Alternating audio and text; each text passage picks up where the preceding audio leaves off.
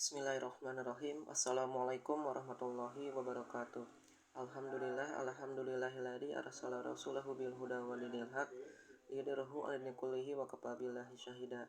Asyhadu an la ilaha illallah wahdahu la syarikalah wa asyhadu anna Muhammadan abduhu wa rasuluhu la nabiyya ba'da amma ba'du.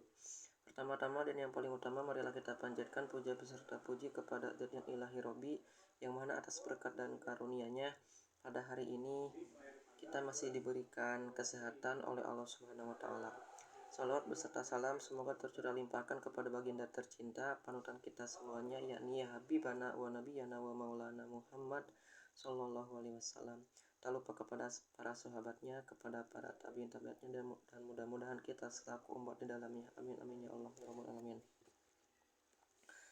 Baik, di sini saya akan mempresentasikan mengenai purifikasi, teknik kromatografi dan rekristalisasi. Sebelumnya izinkan memperkenalkan terlebih dahulu. Perkenalkan, nama saya Ramlan Asmul Fauji dengan NIM 12020800040. Saya dari semester 7 kelas B. Mata kuliah pilihan ini metode pemisahan bahan alam. Definisi purifikasi dan pentingnya dalam kimia. Definisi purifikasi. Purifikasi dalam kimia adalah proses pemisahan dan pembersihan bahan kimia dari kotoran, senyawa lain, atau impuritas yang ada dalam sampel. Tujuan utamanya adalah untuk memperoleh zat murni dengan sifat-sifat yang konsisten dan sesuai dengan kebutuhan penelitian atau aplikasi tertentu. Pentingnya purifikasi dalam kimia. 1. Meningkatkan kemurnian. 2. Keamanan. 3. Analisis yang akurat. 4. Stabilitas dan konsistensi. 5. Aplikasi industri. Dan yang keenam, penelitian ilmiah. Teknik kromatografi. Pengenalan teknik kromatografi. Kromatografi adalah sebuah teknik pemisahan yang digunakan dalam kimia untuk memisahkan campuran senyawa berdasarkan perbedaan dalam kecepatan pergerakan senyawa-senyawa tersebut melalui suatu fase statis dan fase gerak. B. Prinsip dasar kromatografi. Prinsip dasar kromatografi adalah distribusi senyawa antara fase statis, biasanya fase padat, dan fase gerak, biasanya cairan atau gas. C. Tipe kromatografi. Kromatografi kolom digunakan untuk pemisahan senyawa dalam jumlah besar. Kromatografi lapis tipis, pemisahan dilakukan pada lapisan tipis fase padat yang diletakkan pada permukaan pelat datar. Kromatografi cairan kinerja tinggi atau HPLC. Kromatografi ini menggunakan kolom yang sangat kecil dan fase gerak yang dipompa dengan tekanan tinggi. Komponen kromatografi. Kolom kromatografi. Kolom kromatografi adalah salah satu komponen utama dalam teknik kromatografi. Ini biasanya terbuka dari tabung berisi fase padat yang disebut sebagai media pemisahan. Fase gerak. Fase gerak adalah cairan atau gas yang mengalir melalui kolom kromatografi. Fase gerak membawa sampel yang akan dipisahkan melalui media pemisahan dalam kolom. Sampel yang dianalisis. Sampel yang dianalisis adalah campuran senyawa yang ingin dipisahkan atau dianalisis. Sampel ini dapat berupa campuran kompleks atau senyawa tunggal yang ingin dimurnikan. Proses kromatografi. Langkah-langkah proses kromatografi. Pembuatan sampel. Sampel yang akan dipisahkan dimasukkan ke dalam kolom kromatografi. Elusi. Fase gerak mengalir melalui kolom, membawa sampel dengan perbedaan afinitas ke media pemisahan. Deteksi. Sinyal deteksi digunakan untuk memantau evolusi senyawa-senyawa dan mendeteksi waktu tiba atau retensi masing-masing senyawa. Koleksi praksi. Praksi-praksi yang dipisahkan dikoleksi selama elusi berdasarkan waktu tiba. Contoh aplikasi kromatografi dalam ilmu kimia: analisis obat-obatan, analisis kimia makanan, penelitian kimia, pemantauan lingkungan.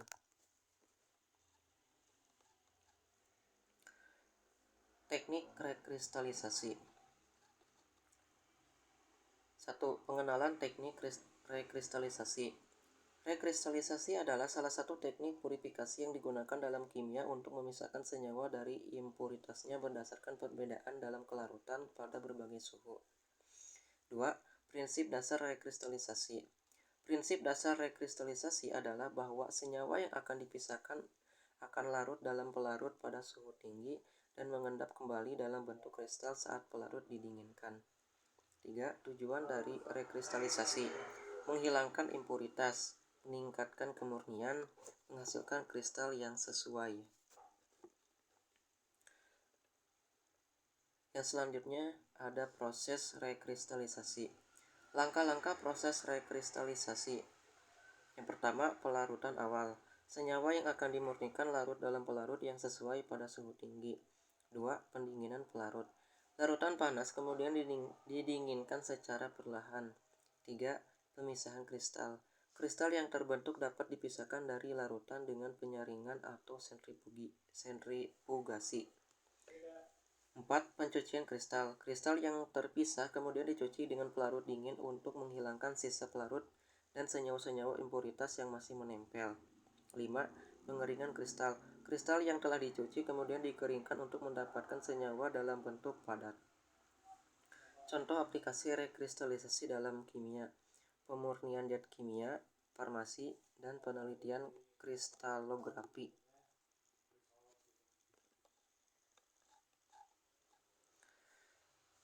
Perbandingan kromatografi dan rekristalisasi. Kromatografi.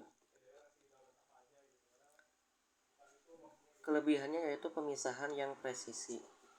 Kromatografi memungkinkan pemisahan senyawa dengan presisi tinggi dan dapat menangani campuran yang kompleks.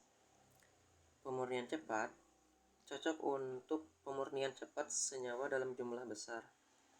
Aplikasi beragam. Tersedia berbagai jenis kromatografi untuk berbagai aplikasi.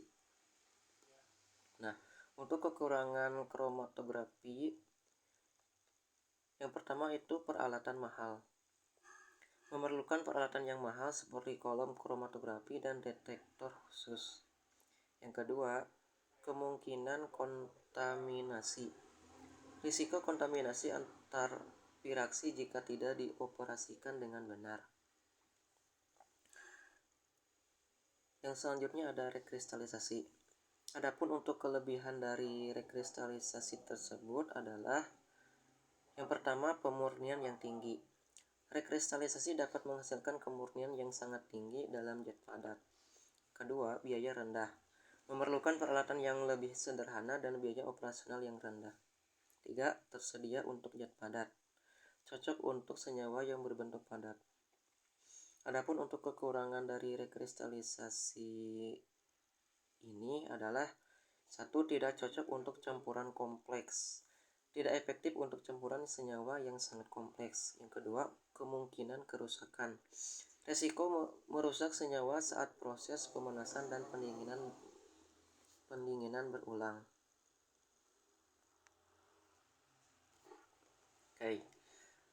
Yang selanjutnya ada studi kasus.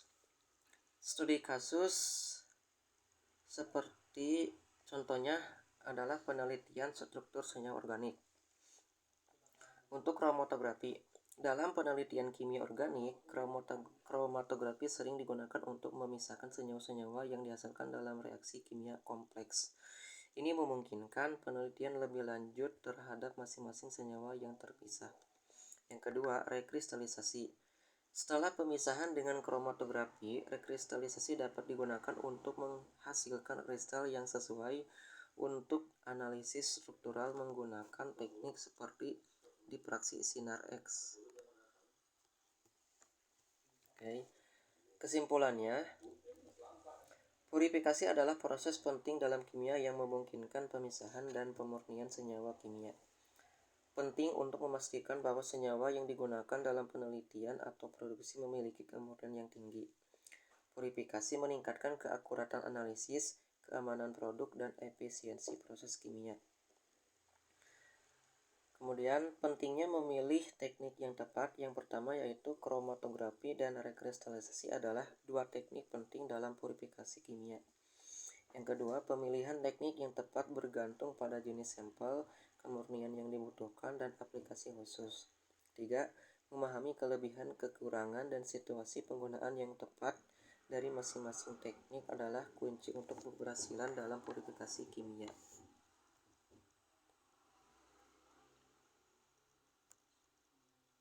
Oke, baik, demikianlah presentasi yang bisa saya sampaikan.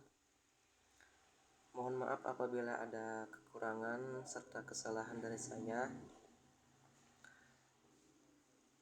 Demikian yang bisa saya sampaikan.